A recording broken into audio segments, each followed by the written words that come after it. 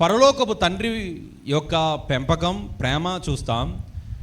ఒక తండ్రి పరలోకపు తండ్రి ప్రేమను ప్రతిబింబిస్తూ ఎలా బ్రతికాడో, ఎలా జీవించాలో రెండవ ఉదాహరణగా బైబిల్లో మనం చూస్తాం.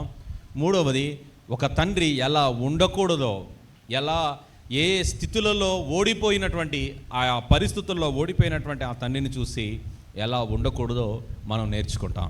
ఈ మూడు విషయాలను మనము ఈరోజు దేవుని వాక్యంలో నుండి ఆలోచిస్తాం. మొదటగా మనం చూస్తే ఏమనుకున్నాం?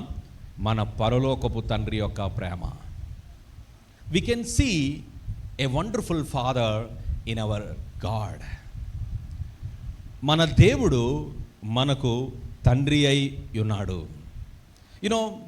దేవుడు అనేటటువంటి మాట మనకు కొంత ధైర్యాన్ని, కొంత దూరానికి మనల్ని దగ్గరగా చేస్తే, తండ్రి అనేటటువంటి మాట మాత్రం దేవునికి మరింత దగ్గరగా చేసింది.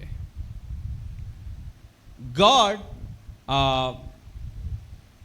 is not willing to be like God, but God is willing to be our Father. అందుకే 103వ కీర్తన రాసినటువంటి కీర్తనకారుడైనటువంటి దావీదు తాను రాసిన 14-13వ చరణంలో ఇలా రాశాడు. See here, తండ్రి తన కుమారుల యొడల జాలి పడునట్లు. Is comparing God's love towards us. దేవుని యొక్క ప్రేమ మన పట్ల ఎలా ఉంటుందో చెప్తా ఉన్నాడు. నా ప్రియ సహోదరి సహోదరుడా, తండ్రి తన కుమారుల యొడల జాలి పడినట్లు యెహోవా తన యందు భయభక్తులు గల వారి యొడల జాలిపడును. ఎవరైతే those who have fear to God, they can see a wonderful father in God. దేవునిలో ఒక మహోన్నతమైనటువంటి ప్రేమ కలిగినటువంటి తండ్రిని మనం చూడగలుగుతాం. ప్రియమైన దేవుని కుటుంబమా, నాకు తెలిసినటువంటి ఒక సహోదరుడు is from Nalgonda, near by Nalgonda. అక్కడ చాలా మారుమూల ప్రాంతం, వారు ఒక తండాలో నివసిస్తూ ఉంటారు. ఈ లాస్ట్ ఈజ్ ఫాదర్. ఆయన తన డాడీని కోల్పోయి తను కరీంనగర్లో జరుగుతున్నటువంటి ఒక క్యాంప్కి వచ్చినాడు. వస్తే నేను ఆ క్యాంప్లో 6 దినాలు దేవుని వాక్య పరిచర్య చేయడానికి వెళ్ళినాను. అక్కడికి వెళ్ళినప్పుడు ప్రతిరోజు సాయంకాలం పర్సనల్ టాక్ అనేది ఉంటుంది. దాన్ని ఏమంటారంటే 2x2 అంటారు. అంటే వచ్చినటువంటి యవన బిడ్డలు తమ జీవితంలో ఉన్నటువంటి ఎవరికీ చెప్పుకోలేనటువంటి బాధలు ఆ సమయంలో తన ముందు కూర్చున్నటువంటి అన్నకు లేక ఆ చెల్లి ఆ అక్కకు చెప్పుకుంటుంది. బ్రదర్స్ సిస్టర్స్ ఇలా షేర్ చేసుకుంటారు. ఆ సమయంలో ఆ సమస్యలు వారి దృష్టికి తీసుకొచ్చినప్పుడు ప్రార్థన చేసుకొని లీడ్ చేస్తున్నటువంటి అన్న, మెంటర్ చేస్తున్నటువంటి అన్న తన జీవిత అనుభవాలను షేర్ చేసుకొని దేవుని వాక్యానుసారంగా గైడ్ చేస్తాడు. ప్రియమైన దేవుని కుటుంబం, ఆ సెషన్ చాలా చాలా ప్రయోజనకరమైందని నేను ఖచ్చితంగా నమ్ముతాను. ఎందుకంటే ఎంతోమంది జీవితాలను ఇంపాక్ట్ చేసింది. ఒకప్పుడు నేను ఒక క్యాంపులో అటెండ్ అయినప్పుడు నా ముందు కూర్చున్నటువంటి అన్న, ఆయన పేరు నాంచారయ్య, ఆయన కూడా నన్ను ఇంపాక్ట్ చేసిండు. ఆ రోజు ఆ తమ్ముడు షేర్ తమ్ముడు, నీ ప్రాబ్లమ్స్ ఏంటి, ఎలా ఉంది, అవన్నీ ఎలా నేర్చుకుంటున్నావారంటే అవన్నీ చెప్పుకుంటూ నా లైఫ్లో నాకు చాలా దుఃఖకరమైనటువంటి విషయం ఏంటంటే అన్న, ఐ లాస్ట్ మై ఫాదర్. నేను నా డాడీని కోల్పోయాను. మా ఇంట్లో నన్ను బాగా చూసుకునేది మా డాడీ అన్న.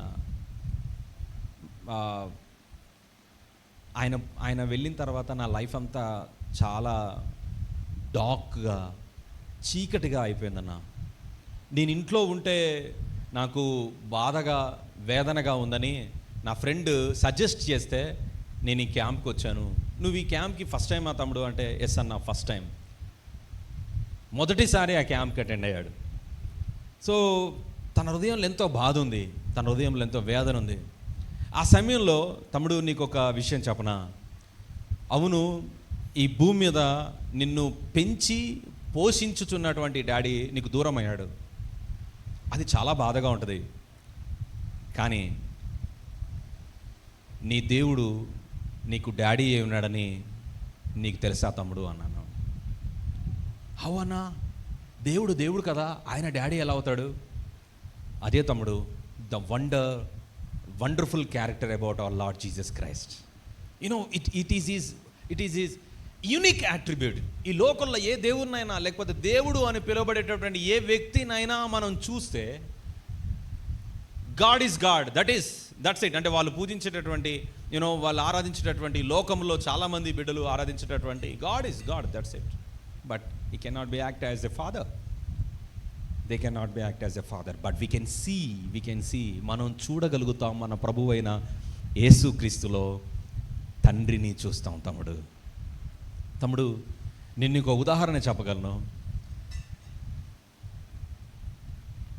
తండ్రిని కోల్పోయినటువంటి వ్యక్తి జీవితంలో ఉండేటటువంటి ఆ కొరత, ఆ బాధ, ఆ వేదన నువ్వు ఎలా అనుభవిస్తున్నావో నీ కళ్ళ ముందు కూర్చున్నటువంటి నేను కూడా అదే అనుభవిస్తున్నాను. బట్ నా సమస్యను, నా బాధను, నా హృదయంలో ఉన్నటువంటి ఆ లేమిని ఎవరికి చెప్పుకోవాలి? నన్ను సరిచేసే, నన్ను నడిపించే, నా గైడ్ చేసే సమస్య వచ్చినప్పుడు ఎదుర్కోవడానికి నిలబడేటటువంటి డాడీ జీవితంలో లేకపోతే ఆ బాధ నేను కూడా అనుభవించాను తమ్ముడు. అయితే దేవుడు నా ముందు నేను నడుస్తూ ఉన్నప్పుడు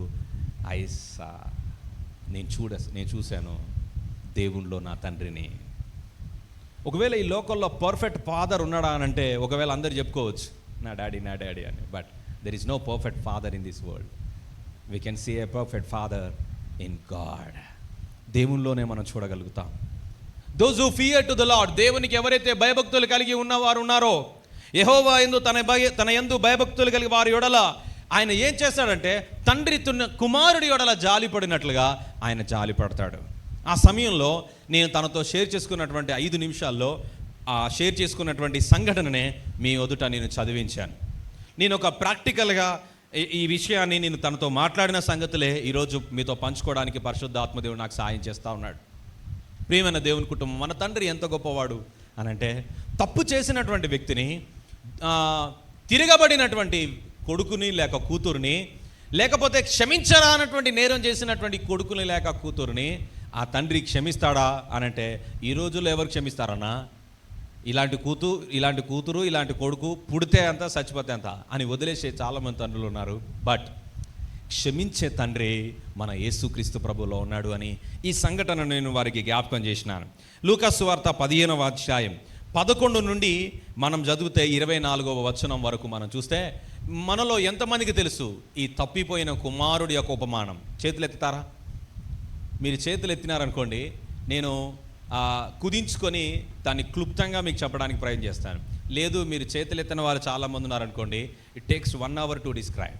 ప్రియమైన దేవుని కుటుంబమా, వి కెన్ సీ మనము ఈ 11వ వచనంలో చూసినప్పుడు 2 కుమారులు కలిగినటువంటి ఆ తండ్రి, పెద్ద కుమారుడేమో తనతోటే ఉన్నాడు. చిన్న కుమారుడు వచ్చి ఏమన్నాడట అంటే, కొన్ని దినములైన తర్వాత 13వ వచనం, ఆ చిన్న కుమారుడు సమస్తమును సమకూర్చుకొని దూర దేశమునకు ప్రయాణమైపోయి, దానికి ముందు చూస్తే 12వ వచనంలో, వారిలో చిన్నవాడు తండ్రి ఆస్తిలో నాకు వచ్చు భాగమిమ్మని తన తండ్రిని అడగగా అతడు వారికి తన ఆస్తిని పంచి పెట్టెను.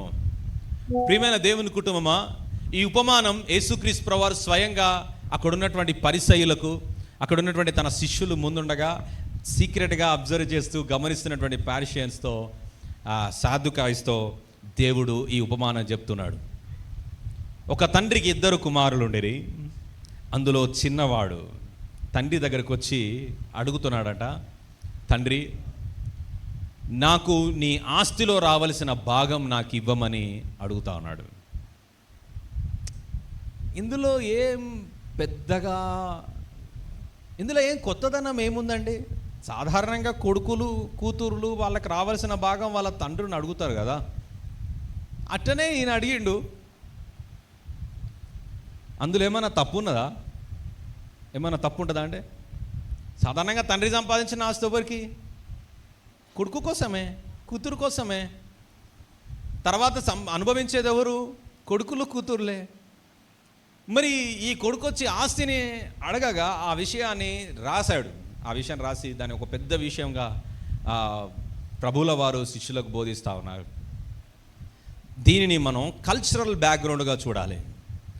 What is the culture of juice అని చూస్తే, నా ప్రియమైన దేవుని కుటుంబమా, తండ్రి తాను చనిపోయిన తర్వాత అక్కడ ఉన్నటువంటి యాజకులు లేకపోతే పెద్దలు అని అంటారు, వీళ్ళని దేవాలయపు పెద్దలు ఉంటారు, సమాజపు పెద్దలు ఉంటారు, వారు వచ్చి ఆ ఆస్తిని సమానంగా కొడుకులకు పంచి ఇచ్చేటోళ్ళట. కానీ ఈ చిన్నవాడు ఎప్పుడొచ్చి అడుగుతున్నాడు ఆ తండ్రిని అని అంటే, ఎప్పుడు అడుగుతాడు? బతుకుండగానే అడుగుతాడు. సో పక్కన ఉన్నటువంటి ఏమంటాడు, ఒరే నాయన నువ్వేమడుగుతున్నావో నీకు అర్థమవుతుందా? ఏమడుగుతున్నా? నేను ఆస్తిని అడుగుతున్నా. అరే నాయన చచ్చిపోయిన తర్వాత కదరా ఆస్తిని పంచిపెట్టేది, ఆస్తిని పెద్దలు వచ్చి ఇస్తారు, నువ్వు బతుకుండగానే పోయి అడుగుతున్నావు అంటే, ఆయన బతుకుంటేంది చచ్చిపోతేంది? ఆయన నా దృష్టిలో బతికున్నా కూడా చచ్చినంతే లెక్క. నా కోరికలు, నా అవసరతలు ఆయన నా అర్థం చేసుకోలేనటువంటి వ్యక్తి. నా భావోద్రేకాలు ఆయనకేం తెలుసు? ప్రతిసారి నేను వెళ్ళి ఆయనను అడగాల? ప్రతిసారి నేను వెళ్ళి ఆయన దగ్గర విధేయతతో మోకరించి, నానా నాకు ఇది కావాలి, నానా నాకు ఇది కావాలి, ఆయన ఇచ్చేది నాకు సరిపోవట్లేదు. It is not enough what I'm receiving my father. నా తండ్రి యొద్దను నేను పొందుకుంటున్నటువంటిది ఏదీ నాకు సరిపోవట్లేదు. ఈవెన్ మళ్ళీ మళ్ళీ అడగాలంటే నాకు విసుగొస్తూ ఉంది. అసలు నా కోరికలు, నా ఆలోచనలు ఆయనకు అర్థం కావట్లేవు. So I want to be divided person. నేను దూరంగా వెళ్ళాలనుకుంటున్నాను, నాకు రావాల్సిన డబ్బులు నాకు ఇచ్చాను. ఎందుకు ఈ ఉపమానం ప్రభు ఈ విషయాన్ని ఎందుకు చెప్పాడా? ఈరోజు చాలామంది కొడుకులు, కూతుర్లు గట్లనే ఉంటారు. బతికుండగానే తండ్రులను, తల్లులను సంపేటటువంటి కొడుకులు, కూతుర్లు ఉన్నారు. వాళ్ళు బతికే ఉంటారు. సంపుడు అంటే వాళ్ళతో సంబంధం కలిగి ఉండరు, సమాధానం కలిగి ఉండరు. నువ్వు ఉంటే అంత, పోతే అంత, నా ఇష్టం, నాకు ఇష్టం వచ్చినట్లు నేను బతుకుతా, నాకు ఇష్టం వచ్చినట్లు నేను చేస్తా, నాకు తెలివచ్చింది, నాకు బలం వచ్చింది, నాకు జ్ఞానం ఉంది, నాకు కూడా బయట లోకం తెలుసు, ఎన్ని మార్లు నీ లెక్క బతకాలి, నువ్వు చెప్పినట్టు బతకాలి, నాకు ఇష్టం వచ్చినా నేను బతుకుతాను ఆయన, నాకు ఇష్టం వచ్చినా నేను బతుకుతా అమ్మా అని ఎంతమంది పిల్లలు తమ తల్లి తండ్రుల గుండెల మీద తన్నిపోతున్న వాళ్ళు ఎంతమంది ఉన్నారు? ప్రేమైన దేవుని కుటుంబమా, ఈరోజు నా ప్రియ దేవుని కుటుంబమా, దేవుడు ఆ స్థానంలో ఉండి, దేవుడు తానిచ్చిన జీవితం, తానిచ్చినటువంటి ఆరోగ్యం, తానిచ్చినటువంటి బలం, తానిచ్చినటువంటి జీతం, తానిచ్చినటువంటి సమస్యమును అనుభవిస్తున్నటువంటి మనం టుడే ఏమని కోరుకుంటున్నామంటే, అన్నీ ఇచ్చినావుగా ఇక కూర్చో, ఇక నాకు ఇష్టం వచ్చినా నేను బతుకుతా. మొన్న ఒక తమ్ముడు స్టేటస్ పెట్టినాడు వాట్సాప్ స్టేటస్లో. ఆయన మంచి బైబిల్ స్టడీ చేస్తూ ఉంటాడు. ఆయన పెట్టే స్టేటస్ నేను చూస్తూ ఉంటా. నాకన్నా చిన్నవాడే కానీ ఆయనలో నుండి నేను నేర్చుకుంటా ఉంటా. Still I will learn from him. ఆయన ఏమంటాడంటే, బతుకేమో నువ్వు ఇచ్చినావు, మేమేమో వేరొకరి కోసం బతుకుతున్నాం. అమ్మ మళ్ళా జాగ్రత్తగినది. ఇచ్చిన బతికిచ్చింది ఎవరు? నువ్వు. మేము బతికేది మాత్రం వేరే వాళ్ళ కోసం, నా కోసం మేము బతుకుతున్నాం, సమాజం కోసం మేము బతుకుతున్నాం, లేకపోతే మా స్వార్థం కోసం మేము బ్రతుకుతున్నాం. కానీ బతికిచ్చింది ఎవరు? దేవుడు. బ్రతుకునిచ్చిన దేవుణ్ణి, జీవితం ఇచ్చిన దేవుణ్ణి, ఆరోగ్యం ఇచ్చిన దేవుణ్ణి, బలమిచ్చిన దేవుణ్ణి పక్కన పెట్టేసినాం. చూడనీకి కళ్ళిచ్చిన దేవుణ్ణి పక్కన పెట్టేసినాం. మనకిష్టం వచ్చినవన్నీ చూసుకోనీకి స్వేచ్ఛ కోరుకుంటున్నాం.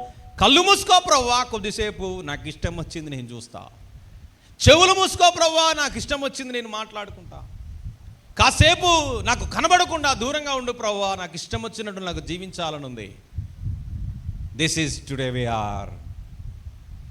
ఇది మనం అయి ఉన్నాం. ఆ కుమారుడు వచ్చి తండ్రిని అడుగుతుంటే, ఆ ప్లేస్లో ఎవరైనా తండ్రులు, మా సామ్యల్ లాంటి వాళ్ళు ఉంటే, సామ్యల్ గారు ఉన్నారా? ఆ కొడుకు వచ్చి అడిగితే ఏం చేస్తారు చెప్పుర్రి? తప్పిపోయిన కుమారుడు స్టోరీ విన్న తర్వాత ఒకసారి చిన్నపిల్లలకి ఇట్లనే నాటికేపిస్తే, అరే నువ్వు తండ్రివిరా బాబు, ఇలా ఈ చిన్న పిల్లి, నువ్వు పెద్దోడు, నీ చిన్నోడు రా, ఆడొచ్చి నేను ఆస్తి అడుగుతాడు రా అని అంటే, స్టోరీ అంతా అయిన తర్వాత ఆ చిన్నోడు రాగానే చెంప పగలు కొట్టినట్టు ఈ తండ్రి. ఈ సండే స్కూల్ టీచర్ పరేషాన్ అయిపోయింది. ఒరే నువ్వేం చేసినావురా అంటే, సార్ నాకు తప్పిపోయిన కుమారుడు గురించి మొత్తం తెలుసు, వీడు చేసిన తతంత్రం మొత్తం తెలుసు, ఆ డబ్బులు తీసుకపోయి ఆగం చేస్తాడు కదా, అందుకే ముందుగా కొట్టేసిన అంటాడు. ఇప్పుడు ఈ తండ్రి ఏం చేయాలి? గువ్వ పగలగొట్టి, రేయ్ నన్ను బతుకుండగానే చంపేస్తున్నావా? ఇదెక్కడి ప్రేమ? ఇదెక్కడి రిప్లై గిఫ్ట్? నీకు ఇచ్చిన ప్రేమకు, నేను ఇచ్చిన పెంపకానికి నా దగ్గర ఏం తక్కువ ఉందని? నువ్వు అన్నీ ఇచ్చావు, నాకు స్వేచ్ఛ లేదు. నువ్వు అన్నీ ఇచ్చావు, అందుకే నువ్వు నాకు చేదైపోయావు. ఆ తండ్రి ఏం చేశాడని చూస్తే, తండ్రిని అడగా అతడు వారికి తన ఆస్తిని పంచిపెట్టాడట.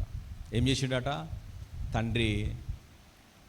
కొన్నిసార్లు ఇది చాలా నాకు అనిపిస్తుంది, దీన్ని మనం గ్రహించకపోతే ఒకవేళ మన జీవితంలో మూతి పళ్ళు రాలిన తర్వాత ప్రభు దగ్గరికి వస్తామేమో అనిపిస్తుంది. కొన్నిసార్లు దేవుని దగ్గరికి వచ్చి మనకిష్టమైనది మనం అడుగుతున్నప్పుడు దేవుడు కొన్నిసార్లు ఓకే అని చెప్పడం మనల్ని మనం ఏమంటారంటే ప్రమాదకరమైన స్థితిలోకి తీసుకెళ్ళడం వంటిది. ఎన్నిసార్లు ఆయనకి ఇష్టం లేనిది మనం అడిగినా ఆయన విసిగి ఒకవేళ ఓకే ఇక పో అని అన్నాడు అనుకోండి, అది మనకు చాలా ప్రమాదం. అందుకే ఈ ప్రార్థన మనం నేర్చుకోవాలి. అదేంటో తెలుసా? దేవుని యొద్దకు వెళ్ళేటప్పుడు, దేవుని పాసానికి ప్రార్థన చేసేటప్పుడు, దేవా నీ చిత్తం జరిగించు ప్రభు అని అడగాలట. ఒకసారి చెప్పుర్రు, నోరు తెరిచి అందరూ పక్కన వాళ్ళకి చెప్పుర్రు, ఒకసారి షేక్ హ్యాండ్ ఇచ్చి చెప్పేసిర్రా? ఏమని చెప్పిర్రు? దేవా నీ చిత్తం నా జీవితంలో జరగని. మట్లనే చేయబట్టుకోండి. దేవుని చిత్తం జరగాలని కోరుకునే నీవు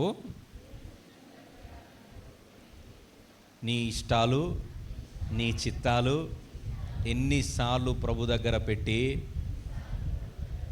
ఉపవాసం ఉండి మరి బలవంతం చేసావు. ఇప్పుడు ఆలోచించండి కాసేపు. నువ్వు ఇత్తవా ఇయ్యవా? ఉపవాసం ఉండి ప్రార్థన చేస్తాను ప్రభువా. ఎస్, దేవుడు జాలిగలవాడు. ఏం చేస్తాడు తెలుసా? ఒరే బిడ్డ సచ్చేటట్టే ఉన్నది ఉపవాసం ఉండి, ఏమో ఆగమయ్యేటట్టే ఉన్నాడు ఈయన. దేవుడు ఏం చేస్తాడు? ఓకే పో అని అంటాడు. అది చాలా డేంజర్. ఈ కొడుకుతో అట్లనే అన్నాడు, ఎవరో బిడ్డ తీసుకోపో, ఆస్తిని ఇచ్చేసిండు. ఆస్తిని ఇవ్వగానే ఏం చేసిండు? ఆస్తిని దగ్గరికి పోయి నిలబడితే కూలోడు అన్నాడంట, ఏం నీ దగ్గర ఉన్న పేపర్లు ఏం దోరా అని అంటే అన్నాడంట, మా నాయన ఆస్తి అన్నాడంట. ఆహా, మీ నాయన ఆస్తి ఇప్పుడు ఏం చేయబోతానావు అని అంటే, అమ్ముతా, అన్నీ అమ్మేస్తా, అన్నీ అమ్మేసి ఏం చేసుకుంటా, డబ్బును పోగు చేసుకొని ఇక దూరంగా పోతా అన్నాడంట. దొర ఒక మాట అడుగుతా చెప్పు దొర అన్నాడంట. ఏం చెప్పు అన్నాడంట. ఆ కూలోడు అంట అన్నట, ఈ రోజైనా గడ్డపార పట్టుకొని వచ్చినావా నువ్వు? రాలే. ఏ రోజైనా పార పట్టుకొని వచ్చినావా? రాలే. ఏ రోజైనా ఈ చెట్టుకి నీళ్లు పోసినావా? పోయలే. ఏమనుకో నమ్మేతో? మా నాయన ఆస్తి అందుకే నేను నమ్ముకుంటా, ఏం హక్కుందని. దేవుడిచ్చిన దేహాన్ని నీకిష్టం వచ్చినట్లు ఉపయోగించుకునే అధికారం మనకెక్కడిది? పరలోకపు తండ్రిని, పరలోకపు దేవుని తండ్రి అని పిలిచే మనం, ఆ తండ్రి మనకు జన్మనిచ్చినవాడు, ఆ తండ్రి మనకు దేహంనిచ్చినవాడు, ఆ తండ్రి తన వారసత్వాన్ని మనకిచ్చాడు, ఆయన సౌభాగ్యాన్ని ఇచ్చాడు, ఆయన అందాన్ని మనకిచ్చాడు, ఆయన ఆరోగ్యాన్ని మనకిచ్చాడు, ఆయన తెలివి, ఆయన జ్ఞానాన్ని మనకిస్తే వీటన్నిటి మన సొంతంగా ఉపయోగించుకునే అధికారం మనకెక్కడిది? ఆ కూలోడు అంటుంటే అప్పుడైనా శలం రావాలా లేదా ఈ చిన్నోడికి? నీకు అత్తుందా? మనల్ని అడుగుతున్నా, మనకు అత్తుందా? మంచిగా చెప్తా, మనకు వస్తుందా? దేవుడిచ్చిన బలాన్ని దేవుని కోసం వినియోగించకుండా ఉండే అధికారం మనకెక్కడిది? దేవుడిచ్చిన కనులతో దేవుని దర్శనమును పొందకుండా లోకంలో ఉన్న పనికిరాని చిత్రాలన్నీ, పలికిరాని ఆలోచనలన్నీ, పనికిరాని తలంపులన్నీ చూచుటకు నీకు అధికారం ఎక్కడిది? దేవుడిచ్చినటువంటి జ్ఞానాన్ని, దేవుడిచ్చిన చదువుని, దేవుడిచ్చిన ధైర్యాన్ని, దేవుడిచ్చిన బలాన్ని, దేవుడిచ్చిన ఆస్తిని, దేవుడిచ్చినటువంటి భూమిని దేవునికి మహిమకరంగా కాకుండా నీ స్వలాభం కోసం ఉపయోగించుకునే అధికారం నీకెక్కడిది? ప్రియమైన దేవుని కుటుంబం, ఈ విషయం అర్థం కాక, ఈ విషయం గురించి ఆలోచించక ఈరోజు కూడా చాలామంది మందిరానికి రాని వాళ్ళు ఎంతోమంది ఉన్నారు. దేవునికి ఇవ్వాల్సిన సమయాన్ని దొంగిలించే వాళ్ళు ఎంతోమంది ఉన్నారు. ఇంకా ముసలిదాన్ని అవలే కదా అయ్యగారు, అప్పుడు వస్తలే దేవుని దగ్గరికి. దేవుడిచ్చిన పళ్ళన్నీ రాలిపోయిన తర్వాత వస్తావు. దేవుడిచ్చిన జ్ఞానం అంతా ఈ చిన్నవాడు అట్లనే, చిన్నవాడు ఆ కూలోడు అడుగుతుంటే సమాధానం లేదు. మా నాయనది నేనేమైనా చేసుకుంటా. ఈరోజు నా ప్రియమైన దేవుని బిడ్డలారా, చాలామంది దేవుడిచ్చిన జీవితాన్ని పాడు చేసుకొని ఏడుస్తున్నారు. దేవుడిచ్చిన ఆరోగ్యాన్ని పాడు చేసుకొని ఏడుస్తున్నారు. దేవుడిచ్చిన బలాన్ని పాడు చేసుకొని ఏడుస్తున్నారు. దేవుడిచ్చిన దేహాన్ని పాడు చేసుకొని ఏడుస్తున్నారు. ప్రియమైన దేవుని కుటుంబం, ఈ చిన్నవాడు దగ్గరికి వచ్చి ఆ కూలోడు అడిగిన మాటకి సమాధానం లేదు. ఆ కూలోడు ఆ చిన్నవాడు అన్ని ఆశలు అమ్మేసినాడు. అడ్డికి పావుసేరు అన్నీ అమ్మేసుకొని పైసలు పోగు చేసుకొని అడిగిపోయినాడు. కొన్ని దినములైన తర్వాత ఆ చిన్న కుమారుడు సమస్తమును సమకూర్చొని దూరదేశంలో పోయినాడు. అచ్చట తన ఆస్తిని దుర్వ్యాపారం వలన పాడు చేశాను. బాగు చేసానని రాస్తుంది ఆడ. అమ్మ శారమ్మని అడుగుర్రి, అమ్మ బాగు చేసిండా? ఏమన్నా బాగు చేసిండా?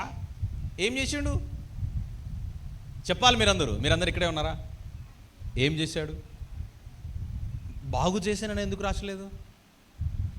బాగు చేయొచ్చు కదా. అబ్బా అయ్యగారు మీకు తెలుసో తెలీదో, నేను బాగు చేసేటోని ఆ టైంలో ఉంటే. నేను బాగు చేసేటోని సార్. ఒక ఆయన అన్నాడంట, అసలు ఆ రోజు ఆదాం పక్కన నేనుంటే ఆ పండే తినపోదును అన్నాడట. నేను తినపోదును సార్, మీరు నమ్ముర్రి నమ్మపోర్రి, నేను చాలా మొండోని తెలుసా, నేను చాలా నమ్మకస్తుని తెలుసా అని అన్నాడంట. ఆ పాస్టర్ గారు ఏమన్నారంటే, సరే నువ్వు చాలా మంచోడివి, మధ్యాహ్నం భోజనానికి రా మా ఇంటికి, జర పావనం చేయి మా ఇల్లుని అన్నాడంట. ఓ సార్ వత్తపో అన్నాడట. వచ్చిన తర్వాత డైనింగ్ హాల్ మీద కూర్చోబెట్టి అన్నీ వండించాడు. అమ్మగారు అన్నీ వడ్డించిన తర్వాత ప్లేట్ ముందు పెట్టి, జర్ర నేను లోపలికి పోయేస్తా, అన్ని తిను కానీ ఈ మధ్యలో ఉన్న చూసినావా ఈ గిన్నె ఓపెన్ చేయకు అన్నాడంట. చెప్పేసి వెళ్ళిపోయిందంట. ఇక అన్నీ ఉన్నాయి, అన్నీ తినచ్చుగా దొర. కన్ను మొత్తం దాని మీదనే ఉన్నది. దేని మీద? అమ్మ చెప్పుర్రి. అమ్మ వనితమ్మ అక్క పక్కన ఉన్న అమ్మకు చెప్పమ్మా, ఏ గిన్నె ఎక్కడుంది? ఆ గిన్నె ఎక్కడుందమ్మా? మధ్యలో ఉంది. మధ్యలో ఉన్నటువంటి ఆ గిన్నెని ఓపెన్ చేద్దంటే కన్ను మొత్తం ఆడనే ఉన్నది. ఈయన పోయిండు 2 నిమిషాలు అయితే 3 నిమిషాలు అయితే రావట్లేడు. అన్నీ ఉన్నాయి, అన్నీ తినచ్చు ఆయన, అన్నీ స్వేచ్ఛ ఉన్నాయి. వాటి మీద కంటే ఎందుకు తెరవద్దు అన్నాడు. ఇందులో ఏమున్నది? 5 నిమిషాలు అయింది, 10 నిమిషాలు అయింది, వచ్చేసిండు దొర. వచ్చేసరికి రూమ్ అంతా కోడి ఈకలతో ఉందంట. మొత్తం ఎగురుతుంటే ఆ కోడి ఈక ఇట్లా పట్టుకుంటానట. అన్ని పట్టుకొని అలా వేద్దామని ట్రై చేస్తాడు. వచ్చేసరికి దొరా ఏం చేసినావు? ఏం లేదు, మరి నువ్వు అది ఓపెన్ చేద్దాన్నావు కదా, ఓపెన్ అయినా ఆ గిన్నెలో ఎవరైనా కోడి ఈకలు పెట్టుకుంటారా అని అన్నాడట. నువ్వు ఆ గిన్నె ఎందుకు ఓపెన్ చేసినావు చెప్పు ఫస్ట్ అన్నాడట. మరి నువ్వు అదే తెరవద్దన్నావు, అందుకే అది తెరిచిన అన్నాడు. నువ్వు ఆదాం పక్కన ఉంటే ఆ పండు తినకుండా ఉండేవాడివి, హవ్వ పక్కన ఉంటే మేడం గారి పక్కన ఉంటే నువ్వు తినకుండా ఉండేవాడివి. దేవునికి దూరంగా మన బతుకులు బాగు చేసుకోవాలనుకోవడం. ప్రియమైన దేవుని బిడ్డలారా, చెట్టుకు వేరుగా మొక్క ఆ కొమ్మ బ్రతకగలుగుతుందా? Without God we can not survive. And we can not ఏమంటారంటే we can not bring out any good thing from us. మనలో నుండి కాస్త మంచిది కూడా మనం బయటికి తీసుకురాలి. Because that is our nature. దేవుడు గనక మన జీవితంలో చొరవ తీసుకోకపోతే మన జీవితము పాడు అవడమే. ఆ చిన్న కుమారుడు దూరంగా వెళ్ళిండు. ఏం చేసిండు? దుర్వ్యాపారం వల్ల పాడు చేసిండు. అప్పటిదాకా తండ్రి వద్దు అన్న అలవాట్లన్నిటినీ ఎగ్జిక్యూట్ చేశాడు. అప్పటి వరకు తండ్రి నిషేధించినటువంటి ఆలోచనలన్నిటినీ ఇంప్లిమెంట్ చేసిండు. ఏం చేసిండు? అన్నీ పాడు చేసిండు. అదంతా ఏం చేసిండట? తర్వాత ఏమైంది? అదంతయు ఖర్చు చేసిన తర్వాత ఏమైంది? ఆ దేశమందు గొప్ప కరువు రాగా. కొన్నిసార్లు అనుకోవచ్చు, చాలామంది దైవ బిడ్డలు, దేవుని బిడ్డలు, విశ్వాసులు ఇట్లనే ఉంటారు.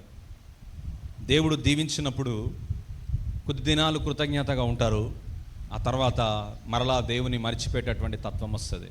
అన్నీ ఉన్నాయి సార్, టైం లేదు సార్ మందిరానికి రావడానికి అన్నాడట. ఒక ఆయన మందిరానికి రావడానికి బండి అడిగిండట.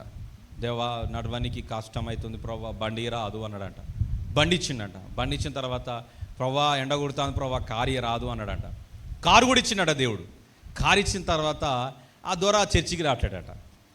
అరే పాస్టర్ గారు అడిగిరట, దొరా మరి నువ్వు ఎందుకే చర్చికి రావట్లేవు అని అంటే, ఇగో కారును ఇచ్చిండు కానీ దేవుడు చర్చిలో కార్కి పార్కింగ్ ప్లేస్ లేదు, అందుకే తెత్తలేను అన్నాడట. ఇప్పుడు ఏది ముఖ్యమైపోయింది, ఏది ప్రేమ పుట్టింది? కారు మీద. విశ్వాసులమైనటువంటి చాలామంది ఎంత కమర్షియల్గా తయారవుతున్నామంటే, ప్రియమైన దేవుని బిడ్డలారా, ఇక్కడ నేను ఒక మాట చెప్పాలని ఇదంతా చెప్పినది ఏంటంటే, కాలం ఎప్పుడు మనం అనుకున్నట్టు ఉండదు. అన్నీ ఖర్చు అయిపోయిన తర్వాత ఆ దేశంలో కరువు వచ్చిందట. కరువు ఎవరి చేతులు ఉంటుంది చెప్పాలందరూ? మరి రమేష్ గారు ఎవరి చేతులు ఉంటుంది? దేవుని చేతులు ఉంటుంది. దేవుని చేతులు ఉంటుంది. కరువు రాగా డబ్బు అయిపోయింది, కరువు వచ్చింది, బువ్వ పెట్టేటోడు లేడు, నివాసం ఇచ్చేవారు లేరు, ఆ దేశంలో ఇబ్బంది పడసాగి, కరువు రాగా ఇబ్బంది పడసాగాడు. ఎక్కడికి వెళ్ళినా అతన్ని ఆదరించేవాళ్ళు లేరు. ఒక యూదుడి కంట వేరే దేశంలో ఎప్పుడూ ఏమంటారు, సంరక్షణ ఉండదంట. అందుకే ఇశ్రాయేలీలు ఏ దేశమునా కుదుటగా ఉండరు. వాళ్ళు బస చేసుకుంటూ పోతూ ఉంటారు. ఒక ప్రాంతంలో కొన్ని రోజులు ఉంటారు, ఇంకొక ప్రాంతంలో ఇంకొన్ని రోజులు ఉంటారు.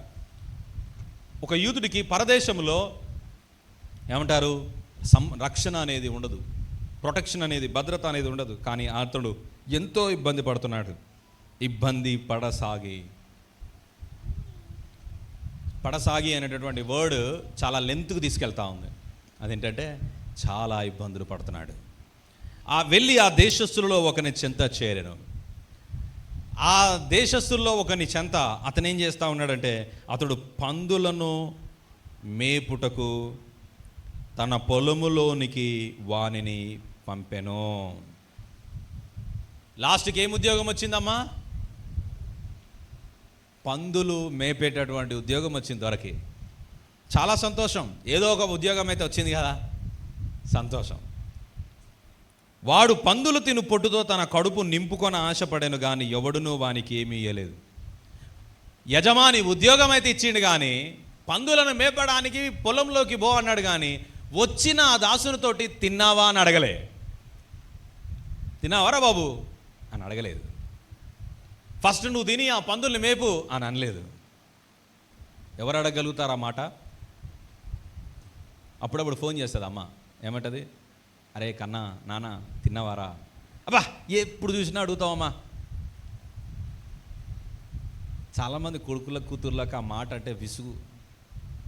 చాలామంది తండ్రులు అడుగుతూ ఉంటారు, అరే నాన్న తిన్నావా, ఎక్కడ ఉన్నావు? మనం ఆ ప్రేమను అర్థం చేసుకోకపోతే ప్రియమైన దేవుని బిడ్డలారా, దొరికేది స్థలం ఏంటో తెలుసా? తిన్నావా అని కూడా అడగడు, కూర్చున్నావా అని కూడా అడగడు, బాగున్నావా అని కూడా అడిగినటువంటి స్థితిలోకి వెళ్తాం. అందుకే దేవుని వాక్యం సెలవిస్తుంది, నీ తల్లిని నీ తండ్రిని చెప్పండి, నువ్వు దీర్ఘాయుష్మంతుడు అవుతావు.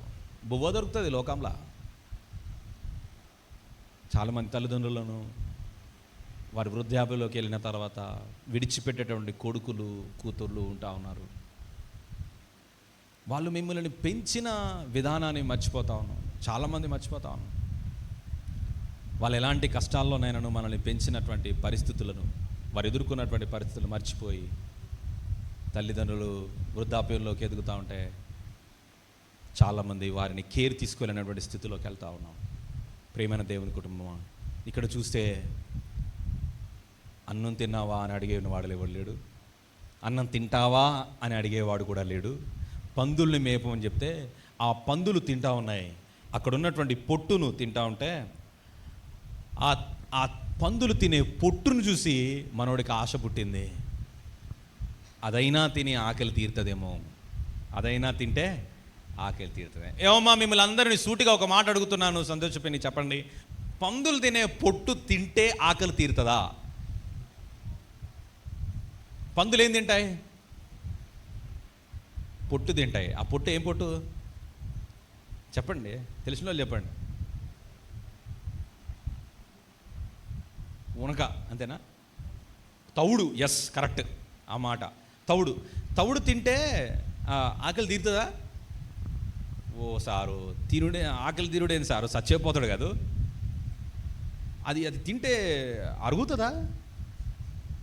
కడుపు నొప్పి వస్తుంది. కడుపు నొప్పి వచ్చి కనీసం ఆ టైంలో మనం కనుక శ్రద్ధ తీసుకోకపోతే మనిషి చచ్చిపోతాడు. ఈరోజు మరి అప్పుడప్పుడు గుట్కాలు తింటావు కదా నువ్వు, అప్పుడప్పుడు సుట్టగాలుతావు కదా, ఏం కాదులే అని, అప్పుడప్పుడు ఏం కాదులే అని సుక్క ఎత్తావు కదా. ఇవేమి హానికరమైనవి కావా దొరా? కాదా?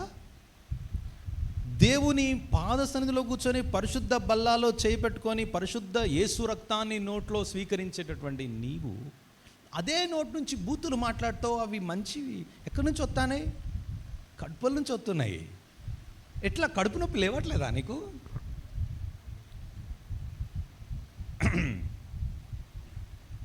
ప్రేమైన దేవుని కుటుంబం, అరే చిన్నోడా, ఆ పందులు తినే పొట్టు తింటే కడుపు నొప్పి వస్తుంది, సస్తావు. కానీ ఆకలి అవుతుంది ద్వారా, ఆకలి అవుతుంది. ఇది తప్ప నాకు ఇప్పుడు ఎవ్వరు పెట్టేటట్లేరు. అది తినాలనుకున్నాడు, సరే సస్తే సావు, ఇక తిను అంటే ఆ పందులు తినే పొట్టుని ఇలా పట్టుకోపోయిందంట. ప్రేమైన దేవుని బిడ్డలారా, వాడు పందులు తినే పొట్టుతో తన కడుపు నింపుకొనను కానీ ఎవడునూ వానికి ఏమీ లేదు. ఎవడును అన్న దగ్గర ఆ పందులు కూడా పొట్టు తినేయలేదు ఆయనని. పందులు తినే పొట్టుని పందులు తినేస్తాయా? దెబ్బ గుర్రు అనే కావచ్చు దొరకి. ఒక్కసారిగా గుండెలా భయం కలిగింది. వానికి ఏమీ ఇవ్వలేదు. అప్పుడు అక్కడే కూర్చొని, అయితే బుద్ధి వచ్చినప్పుడు నా తండ్రి యొద్ద ఎంతోమంది కూలివాండ్రకు అన్నం సమృద్ధిగా ఉన్నది, నేనైతే ఇక్కడ ఆకలికి చచ్చిపోచున్నాను. పరదేశంలో చచ్చిపోయిన వ్యక్తిని చూడండి. ఎప్పుడైనా సరే దేశం కాని వ్యక్తి ఒక పరదేశంలో చచ్చిపోతే ఎవరు పట్టించుకుంటారు? ఎవరు వస్తారు చెప్పనా? ఇప్పుడున్నటువంటి కల్చర్ ప్రకారం, ఇప్పుడున్నటువంటి ప్రజెంట్ సొసైటీని బట్టి చూస్తే మున్సిపాలిటీలు వస్తారు. మున్సిపాలిటీలు వచ్చి ఆ శవాన్ని తీసుకొని పోయి, ఒకవేళ కాల్చేటటువంటి కూడా పరిస్థితి లేకపోతే ఏడనోడ పడేస్తారు. లేకపోతే ఆ గవర్నమెంట్ది ఉంటుంది ఒక అగ్ని దహించేటటువంటిది, ఆ మిషన్లు వేస్తారు, కాల్చేస్తారు. ఆ బట్టలు కూడా అందులోనే వేస్తారు. ఈవెన్ కొన్ని దినాలకి నీ ఆధార్ కార్డు, నీ రేషన్ కార్డు ఎవరు యూజ్ చేయరు. కొన్ని దినాలకి అనుకుంటారు, అరే ఈడు పోయిండ్రా, ఏమైంది ఏమైంది ఏమైంది అని అంటే చచ్చిపోయిన శవాన్ని బట్టి కూడా ఆధార్ కార్డుని బట్టి చూస్తే లాస్ట్కి చచ్చిపోయిండు. శవమే సార్, కాల్ చేశారు. చిన్న కుమారుడి పరిస్థితి అదైపోయింది. It is all because he is so much far away from his father. దేవునికి దూరంగా ఉన్నటువంటి ఈరోజు చాలామంది జీవితాలు ఇలాగే ఉన్నాయండి. బతుకుతున్నామనే పేరుంది కానీ దినదినము చచ్చిపోతున్నామండి. దేవుని ప్రేమకు, దేవుని కృపకు దూరంగా ఉంటున్నటువంటి నీవు బయటికి మనం అనుకోవచ్చు, నేను బాగానే ఉన్నాను, నాకున్న డబ్బు, నాకున్న కులం, నాకున్న బలగం అన్నీ బాగానే ఉన్నాయి అనుకోవచ్చు. బట్ ఇవి ఒక దినాన అన్నీ నేను వదిలేసినప్పుడు, ఈ లోకము నీకు శత్రువు అయినప్పుడు, కాలము నీకు శత్రువుగా అయినప్పుడు, you will be alone there. ఒంటరి వారం అవుతాం. ఆ సమయంలో ఆ చిన్నవాడు అనుకుంటున్నాడు, నేను వెళ్ళి చదువుదామా? 18వ వచనం చదువుతారా? నేను లేచి నా తండ్రి యొద్దకు వెళ్ళి, తండ్రి, నేను పరలోకమునకును విరోధముగాను నీ ఎదుటను పాపం చేసి తిని, ఇక మీదట నీ కుమారుడని అనిపించుకొనుటకు యోగ్యుడును కాను, నన్ను నీ కూలివారిలో ఒకనిగా పెట్టుకొనమని అతనితో చెప్పుదును అనుకొని లేచి తండ్రి యొద్దకు వచ్చాను. ఆ కుమారుడు తానున్న చోట నుండి లేచినాడు. ఇక తనకు అర్థమైపోయినది, బుద్ధి వచ్చింది. ఎప్పుడు వచ్చింది ఆ బుద్ధి? చావు భయము కలిగినప్పుడు. ఈరోజు చాలామంది ప్రభు యొద్దకు ఎప్పుడు వద్దామని అనుకుంటున్నారంటే, నాకు ఇంకేం సమస్య రాలేదు, సమస్య వచ్చినప్పుడు వద్దాంలే. ప్రియమైన దేవుని కుటుంబమా, ఈరోజు చాలామంది హత్యలు, ఆత్మహత్యలు చూస్తున్నాం. కారణం ఏంటో తెలుసా? వారు రావాలనుకున్నా కూడా దేవుని యొద్దకు వచ్చే అవకాశం లేనప్పుడు మనిషి తీసుకునే నిర్ణయమే ఆత్మహత్య. Now today God is giving us chance. Our God is the God of second chance. ఆయన సెకండ్ ఛాన్స్ మళ్ళీ మళ్ళీ ఇవ్వాలనుకుంటా ఉన్నాడు. ఆయన నా బ్రతుకులను మార్చడానికి ఇష్టపడతా ఉన్నాడు. కానీ చాలామంది రాలేనటువంటి వారు తీసుకునేటటువంటి నిర్ణయాలే హత్యలు, ఆత్మహత్యలు. ఈ చిన్నవాడు లేచి తండ్రి యొద్దకు పరిగెత్తుకొని వద్దామని ఇక తండ్రితో అందామనుకుంటున్నాడు. నీ కొడుకుగా ఉండడానికి నాకు యోగ్యత లేదు. నీ ఇంట్లో నీ దగ్గర ఉండే చాలామంది కూలివారు ఉన్నారు ప్రభువా. తండ్రి, ఆ కూలివారిలో ఒకరిని లెక్కన ఉండని. ఇక్కడ ఒక మాట రాశాడు లూకా గారు, ఏమన్నా తెలుసా? యేసు ప్రభు వారి నోటి నుంచి వచ్చిన మాట, పరలోకమునకు వ్యతిరేకంగా నీకు నువ్వు వ్యతిరేకంగా. అంటే అర్థం ఏంటి? ఆ తండ్రి స్థానంలో ఎవరున్నారు? దేవుడు. ఆ చిన్న కుమారుడు స్థానంలో ఎవరున్నారు? దేవునికి దూరంగా బ్రతుకుతున్నటువంటి మన జీవితాలు దేవుడు చూపిస్తూ ఉన్నాడు. లేచి తండ్రి యొద్దకు వెళ్తాను. ఒకవేళ అలా వెళ్తూ ఉంటే తండ్రి ఏం చేస్తూ ఉన్నాడని చూస్తే 20వ వచనం, వాడు ఇంకా దూరంగా ఉన్నప్పుడు తండ్రి వానిని చూచి. మన తండ్రి ఎంత జాలి గలవాడో చూడండి, మన తండ్రి ఎంత కనికరం గలవాడో చూడండి. ఆయన జాలి పడి ఆయనను చూచి. ఇక్కడ ఒక మాట మనం జ్ఞాపకం చేసుకోవచ్చు. ఆ ఊర్లో నాలాంటోడు ఎవడైనా సరే ఆయనను గుర్తుపట్టినాడు అనుకుందాం.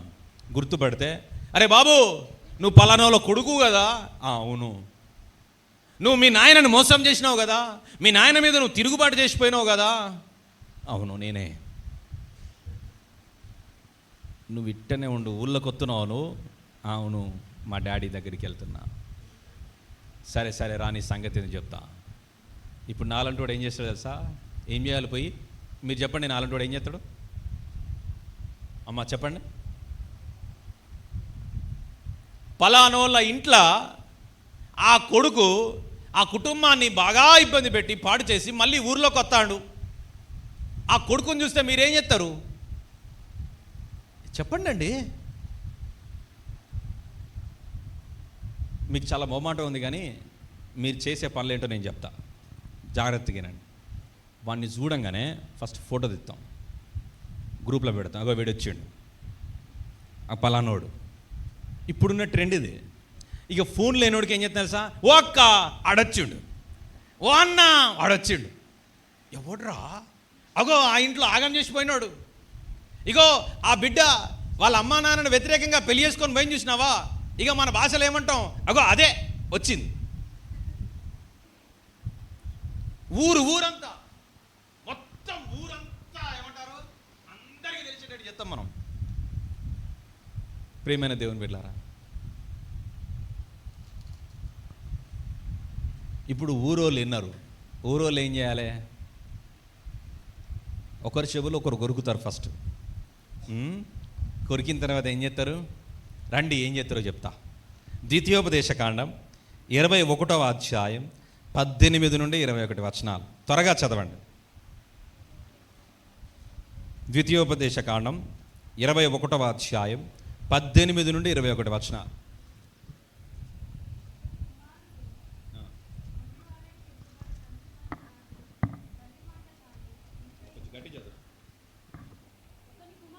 మైకి ఇవ్వండి. ఒకని కుమారుడు మొండివాడై తిరగబడి తండ్రి మాట కానీ తల్లి మాట కానీ వినకయుండి, వారు అతన్ని శిక్షించిన తర్వాతయును అతడు వారికి విధేయుడు కాకపోయిన యొడల అతని తల్లిదండ్రులు అతన్ని పట్టుకొని ఊరి గవిని యొద్దకు కూర్చుండు పెద్దల యొద్దకు అతడు తీసుకొని వచ్చి, మా కుమారుడు వీడు మొండివాడై తిరగబడి ఉన్నాడు, మా మాట వినక తిండిబోతును తాగుబోతును ఆయనని ఊరి పెద్దలతో చెప్పవలను. అప్పుడు ఊరి ప్రజలందరూ రాళ్లతో అతన్ని చావగొట్టవలెను. అట్లు ఆ చెడుతనమును మీ మధ్య నుండి పరిహరించుదువు. అప్పుడు ఇశ్రాయేలులందరూ విని భయపడుదురు. ఆమేన్. ఇప్పుడు ఊరంతా విన్నది. ఇప్పుడు ఏం చేయాలి? మీరే చెప్పండి. అందరూ ఏం చేయాలి? మీరు చెప్పండి. ఏం చేస్తారండి? నెక్స్ట్ స్టెప్ ఏంటి? ఏం చేస్తారు?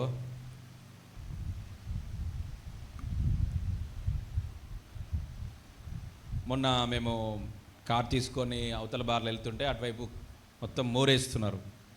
డ్రైనేజ్ వర్క్ జరుగుతుంటే కార్ పార్కింగ్ కూడా ప్లేస్ లేకుంటుండే. సరే అని మేము స్ట్రీట్ లోపలికి వేసుకున్నాను. ఒక ఆయన ఆటో ఆయన ఆ డివైడర్ దగ్గరికి వెళ్తా ఉంటే అటు నుంచి ఒక బైక్ ఆయన వస్తున్నాడు. ఈయన ఎటో చూసుకుంటే ఆటో ఆయన దగ్గరికి కొనిచ్చిండు. చూడగానే బ్రేక్ కొట్టేసిండు, ఆయన ఆపిండు. వాళ్ళిద్దరు మళ్ళా వాగ్వాదం దాదాపు అక్కడ 2 నిమిషాల నుండి 10 నిమిషాలు అయింది. బండి అక్కడే ఆపిండు. సరే కొంచెం దూరం పోయిండు. సరే ఈ ఆటోడు పోతున్నాడులే, ఈయన పోతున్నాడులే అనుకుంటే ఈ బండి అయినా వెనకకు తిరిగి మరి ఆటో ముందుకెళ్ళి బండి ఆపి ఆటో వాడిని గల్లా పట్టుకొని, నీ కళ్ళు కనిపిస్తలేవా, నన్ను చంపుదామనుకున్నావా, బండి లైసెన్స్ నీకు ఇచ్చిందోడు. దగ్గరగా ఆ గొడవ దాదాపు ఎక్కువ సమయం అయింది. అది మనకు సాధారణంగా ఒక ఆమె అన్నదంట, నీకు బాగా కోరిక ఏం కోరిక అమ్మా అంటే 2 రైళ్ళు ఎదురెదురుగొచ్చి గుద్దుకుంటే కల్లారా చూడాలనుంది సార్ అన్నదంట. ఇదెక్కడ కోరిక అమ్మా నీది అంటే, నాకు గొడవలంటే బాగా ఇష్టం సార్ అన్నదట.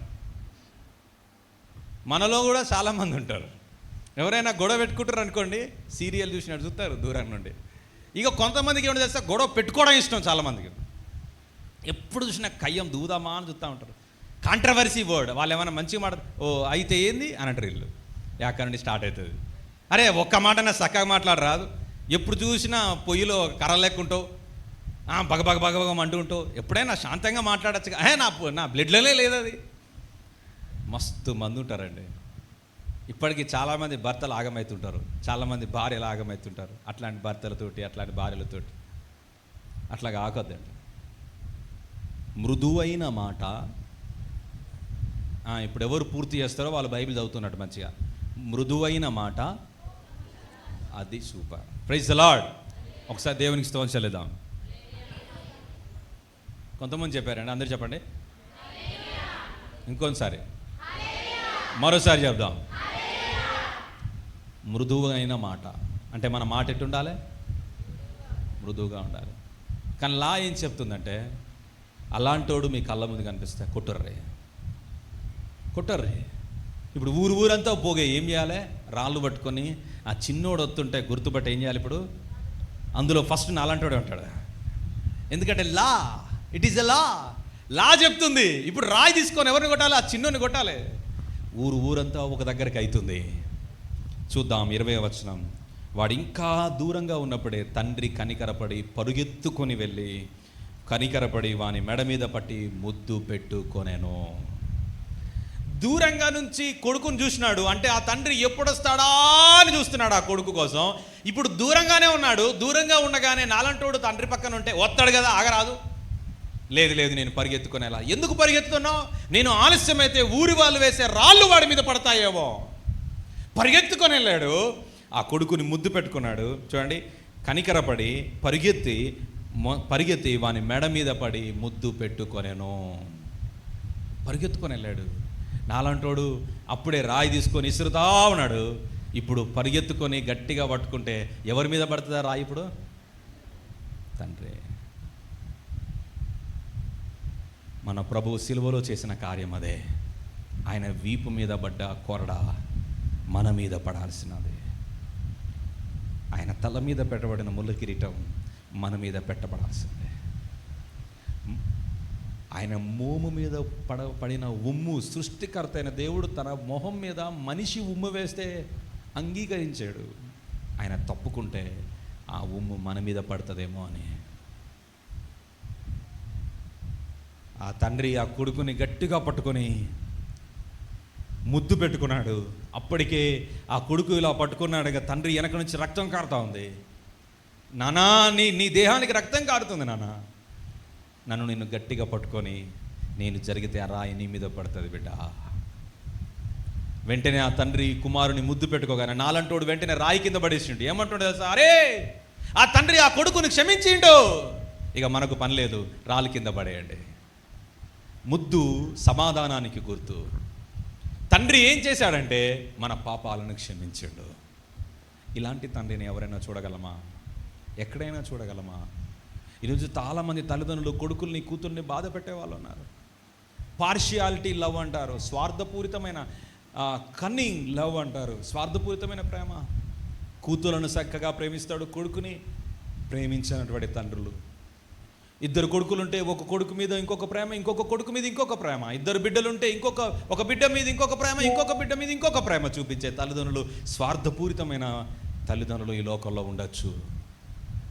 నీవు పోషిస్తూ ఉంటే నీ పట్ల ఒక ప్రేమ, పోషించకపోతే ఆ తిరస్కారం, ఇలాంటి ప్రేమలు ఎన్నో ఉండొచ్చు.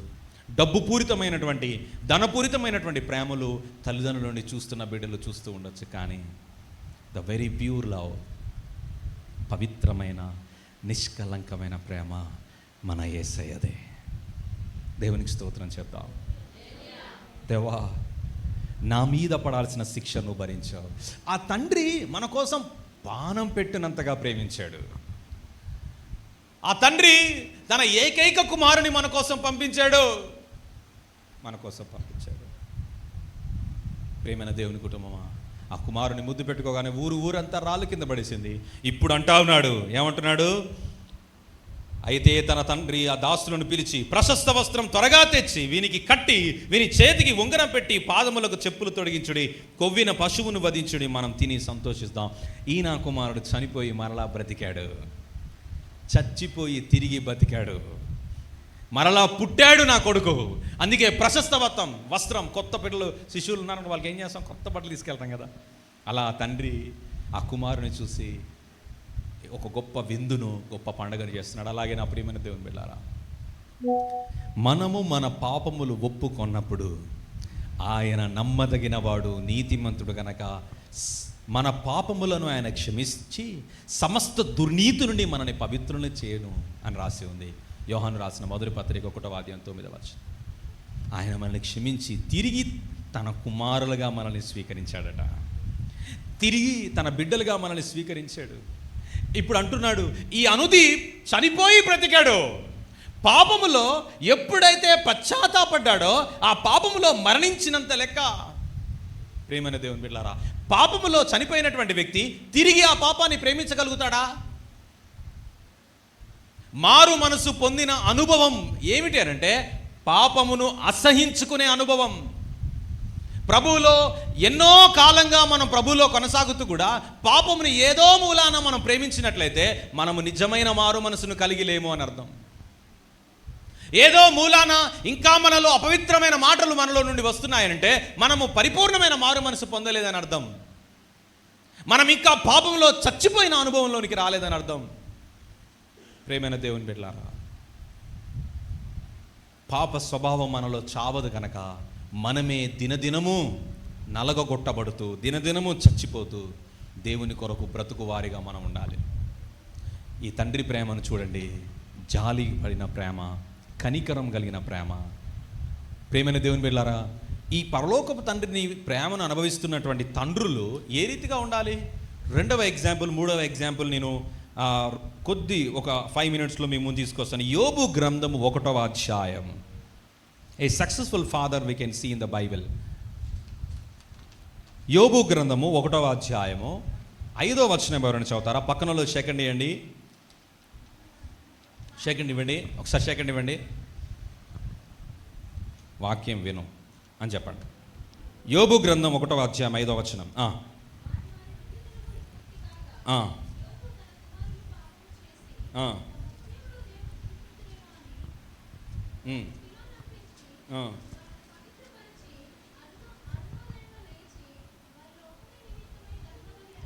ప్రియమైన దేవుని కుటుంబమా, ఈ rose early and offered burnt offerings.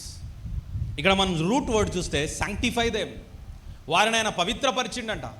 We can see a successful father in Job. పరలోకము తండ్రి ప్రేమను అనుభవిస్తున్నటువంటి మనం ఎలాంటి తండ్రుల్లా ఉండాలి అనంటే మన పిల్లల విషయంలో ఎంతో శ్రద్ధ కలిగిన వారమై మనం ఉండాలి. చాలామంది తండ్రులు తమ బిడ్డలు ప్రార్థనలో ఎదుగుతున్నారా, పాటలు పాడగలుగుతున్నారా, వారు వాక్యం చదువుకుంటున్నారా, దే డోంట్ కేర్. ఆ పుస్తకాలు కొనిస్తారు, యూనిఫామ్లు కొనిస్తారు. ఇదే పెద్ద అతి కష్టం అయిపోయింది. ఎన్ని బగబగమంటున్నాయో రేట్లు. ఇక ఎలా వీళ్ళ కోసం నాకు అర్థం కాదు. చాలామంది తల్లిదండ్రులు వారు కష్టపడేది దేనికోసం అని కూడా ఆలోచించరు. పిల్లల కోసం కనీసం పెట్టాల్సినటువంటి వాటిని కూడా పెట్టరు. మరి ఏం చేయగలని వాళ్ళ ఆలోచన అంటే వాళ్ళ కోసం పోగు చేసుకోవాలని ఆలోచిస్తూ ఉంటారు. కుమారులను ఈరోజు నువ్వు వారి చదువుకు, వారి యొక్క జ్ఞానానికి, వారు దేవుని మందిరానికి వచ్చినట్లుగా నువ్వు డిసిప్లిన్ చేయకపోతే రేపన్నాడు ఆ కుమారులు నీ గుండెను దాన్ని పోతుంటే ఆ ఉగ్రత దినమున నీ ఆస్తి అక్కడికి వస్తుందా అండి? ఈరోజు చాలా పేద కడు స్థితిలో ఉన్నవాడు కూడా పిల్లగాన్ని దేవుని మందిరానికి తీసుకొస్తున్నాడు. ఆస్తి అంతస్తులను బట్టి కాదు ఆ తల్లిదండ్రులు పిల్లల్ని దేవుని దగ్గర తీసుకొచ్చేది. నా దగ్గర ఆస్తులు లేవు, నా దేవుడు నాకు ఆస్తి అని ఆ పిల్లలకి దేవుని ఇవ్వాలని ఇష్టపడుతున్నారు. Today as we good parents, మనము మన పిల్లలకి ఇవ్వాల్సింది ఆస్తులు అంతస్తులు కాదండి. ఒకవేళ అవి ఇస్తే ఈ చిన్న కుమారు లేక పాడు చేసేటోళ్ళు ఉంటారేమో, కానీ ప్రభువునిచ్చి చూద్దాం, ప్రభువునిచ్చి చూద్దాం. ఆ ప్రభువుని బట్టి, వారు ప్రభువు భయముని బట్టి యథార్థంగా, నీతిగా, న్యాయంగా సమాజంలో బ్రతుకుతారు. వారిని బట్టి ఎవరికి హాని రాదు. ప్రేమైన దేవుని బిడ్డలారా, ఒక తల్లి తన కుమారుడు గురించి స్టేట్మెంట్ తెలుసా? చచ్చిపోయిన తర్వాత, మీలో ఎవరు సంతోషంగా బాధపడుతున్నారు, కానీ నేను మాత్రం చాలా సంతోషంగా ఉన్నాను, నా కొడుకు చనిపోయినందుకు నేను చాలా సంతోషంగా ఉన్నాను ఒక తల్లి అన్నది. రికీ వ్యారెన్ అనేటువంటి వ్యక్తి మీద లక్ష్మి అనే తల్లి పంజాబ్లో చెప్పిన స్టేట్మెంట్. 2009లో దాదాపు డిసెంబర్ ఆ టైంలో వచ్చిన BBC ఛానల్ వాళ్ళు ఇచ్చినటువంటి న్యూస్ ఇదే. ఎందుకమ్మా అంటే, నా కొడుకు మాదక ద్రవ్యాలకు బానిసలైపోయి, డ్రగ్స్కి బానిసలైపోయి, సినిమాలు షికార్లకు బానిసైపోయి ఎంతోమంది యువతను పాడు చేసినటువంటి వాడు, మృగంలా మారినటువంటి వాడు, వాడి చావుకు నేను సమ్మతిస్తున్నానని చెప్పింది. ఇప్పుడు ఆ తల్లి అలా అంటుంటే ఆమెలో మాతృత్వం కనిపిస్తుందా అండి? మాతృత్వం ఉందా? అవును, నీ కుమారుడు పాడయ్యాడు, కానీ వాడు సావును కోరుకుంటారా? ఫెయిల్యూర్ ఎవరిది చెప్పండి? ఎవరిది? కొడుకుది. తల్లి సూపర్, అట్నే అనాలి, తల్లులందరూ అట్నే అనాలి.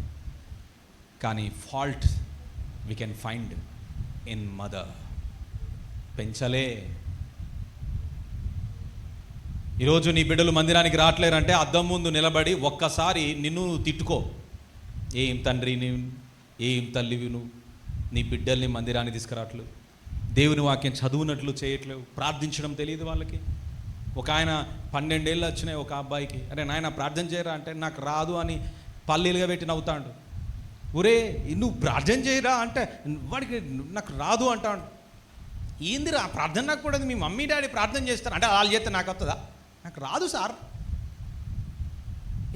నీ కొడుకు ఎప్పుడైనా ప్రార్థన చేయడం నువ్వు విన్నావా? నీ కూతురు ప్రార్థన చేయడం విన్నావా? వాక్యం చదవడం నేర్పావా?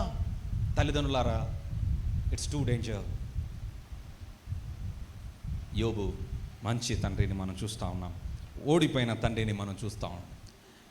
రండి, పరిశుద్ధ గ్రంథంలో సరిగ్గా ప్రభువులో పెంచలేనటువంటి తనని సమూయేలు మొదటి గ్రంథం 2వ అధ్యాయం, సమూయేలు మొదటి గ్రంథం 2వ అధ్యాయం 12 నుండి 29వ వచనం ఒకసారి చదవండి. సమూయేలు మొదటి గ్రంథం 2వ అధ్యాయం 29వ వచనం. త్వరగా చదువుతారా?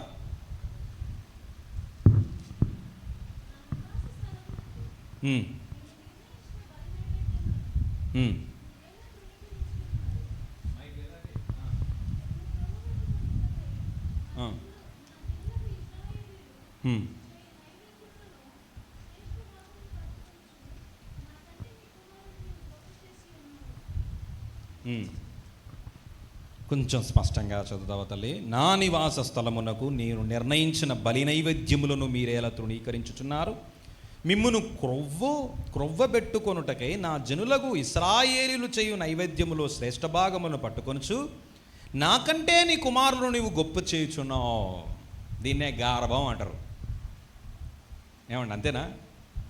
ఏలి తన కొడుకుల్ని దేవుని కంటే ఎక్కువగా ప్రేమించి దేవుని ఎదుట ఇవ్వవలసిన నైవేద్యాన్ని, రాంగ్ ఫైర్ని వారి ద్వారా ఇచ్చాడు.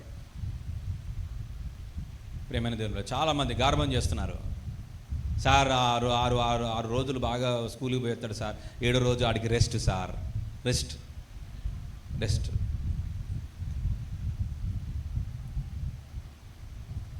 ప్రేమైన దేవుని బిడ్డ, ట్రిప్పులో టీ తీసేస్తే RIP అట. గమనించాలి ప్రేమైన దేవుని బిడ్డలారా. We don't want to encourage our children like that.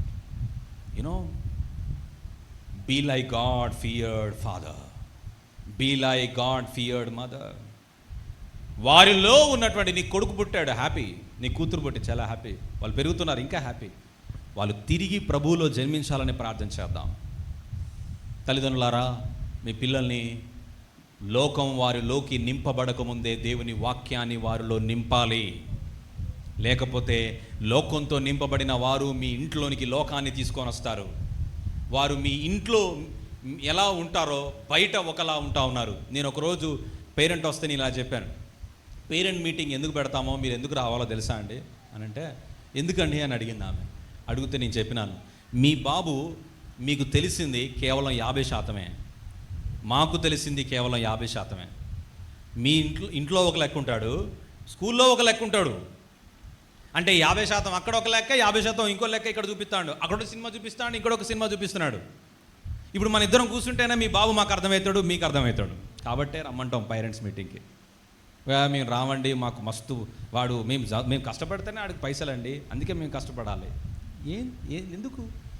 చాలామంది మీ పిల్లలతో సమయాన్ని కేటాయించకపోతే వారు మీకు అర్థం car. Let us have a quality time with our children. వారితో కూర్చొని రోజు ఒక వాక్య భాగాన్ని చదివించి మెమొరైజ్ చేయించి వారిని ప్రభు కోసం పెంచే యోబు వలె మనం పిల్లల్ని, అబ్రహాం ఇస్సాకును ఎలా పెంచగలిగాడంటే, అబ్రహాము దేవుడైన దేవుడు ఇస్సాకు దేవుడుగా పిలువబడే అంతగా పెంచాడు.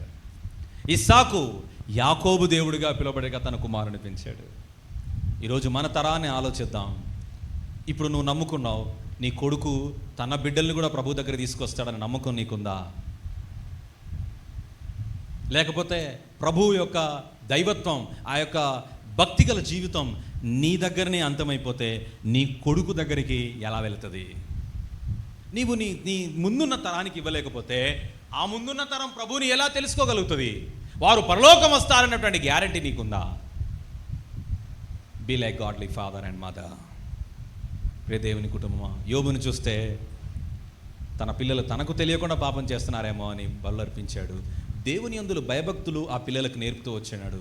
ఏలీ తన బిడ్డల విషయంలో ఓడిపోయాడు. ఈ మినిస్టర్డ్ గాడ్ వండర్ఫుల్లీ, చాలా బాగా పరిచయం చేసిండు. ఏలీ సమూయేలు లాంటి తయారు చేసిండు, కానీ తన కొడుకుని నెగ్లెక్ట్ చేసిండు, తన కుమారులను నెగ్లెక్ట్ చేసిండు. ఈరోజు చాలామంది పిల్లలు తల్లిదండ్రులు ఎలా నిష్ఠపరుస్తారో తెలుసా?